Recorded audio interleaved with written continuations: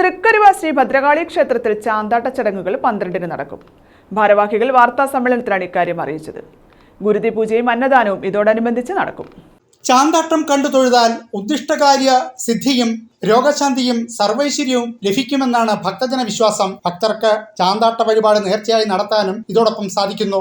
ദേവസ്വം തന്ത്രി തുറവൂർ ഉണ്ണികൃഷ്ണൻ, ദേവസ്വം മേൽശാന്തി തൃക്കരുവ സുകുമാരൻ എന്നിവർ ചടങ്ങുകൾക്ക് കാർമ്മികത്വം വഹിക്കും. ദാരുബിംബ പ്രതിഷ്ഠയുള്ള ഭദ്രകാളി ക്ഷേത്രങ്ങളിൽ വിഗ്രഹത്തിന് ഉറപ്പും തിളക്കവും കൂട്ടി ദേവീ ചൈതന്യം വർദ്ധിപ്പിക്കുന്നതിനാണ് ചാന്താട്ടാചാരം നടത്തുന്നത്. പച്ചക്കർപ്പൂരം, രാമച്ചം, ചന്ദനത്തടി, രക്തചന്ദനം, കസ്തൂരി, കുങ്കുമം, ശുദ്ധമായ എള്ളെണ്ണ എന്നീ അഷ്ടദ്രവ്യങ്ങൾ ചേർത്ത് പ്രത്യേക രീതിയിൽ തയ്യാറാക്കിയെടുക്കുന്ന ദ്രാവക രൂപത്തിലുള്ള മിശ്രിതം നവകുംഭങ്ങളിൽ നിറച്ച് ദേവീമന്ത്രങ്ങളാൽ പൂജിച്ച് ഉച്ചപൂജയുടെ സ്നാനഘട്ടത്തിൽ മൂലബിംബമായ ദാരുശില്പത്തിൽ അഭിഷേകം ചെയ്യുന്ന ചടങ്ങാണ് ചാന്താട്ടമെന്ന് തൃക്കരുവ കുറ്റിയഴികൻ ദേവസ്വം ഭാരവാഹികൾ വാർത്താസമ്മേളനത്തിൽ വ്യക്തമാക്കി.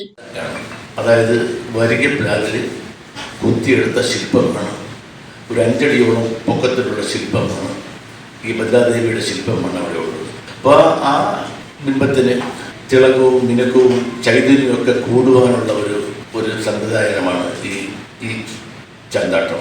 ഈ എല്ലാ ക്ഷേത്രത്തിലും ഇല്ല, ദാരുബിംബ പ്രതിഷ്ഠയുള്ള ക്ഷേത്രത്തിൽ മാത്രമേ ഉള്ളൂ ഈ ചാന്താട്ട ചടങ്ങ് നടക്കുന്നത്. ഈ തൊട്ടടുത്തുള്ള നമ്മുടെ അടുത്ത് കൊല്ലം ജില്ലയിൽ പ്രത്യേകിച്ച് നമ്മളുടെ ക്ഷേത്രം ഉണ്ടോ എന്ന് ചോദിച്ചാൽ ഇല്ല എന്നേ പറയാൻ പറ്റും. ചെട്ടിക്കുളങ്ങര മാത്രമേ ഉള്ളൂ ഞങ്ങളുടെ പരിപാടി നടന്നുകൊണ്ടിരിക്കുന്നത്. വാർത്താ സമ്മേളനത്തിൽ തൃക്കരുവ കുറ്റിയഴികൻ ദേവസ്വം കമ്മിറ്റി വർക്കിംഗ് പ്രസിഡന്റുമാരായ മങ്ങാട് സുബിൻ നാരായൺ, ജി ഗിരീഷ് കുമാർ, ദേവസ്വം സെക്രട്ടറിമാരായ doctor K V Shaji, DS Sajeev, joint secretary PN Anandakuttan എന്നിവർ പങ്കെടുത്തു. ന്യൂസ് ബ്യൂറോ, കൊല്ലം.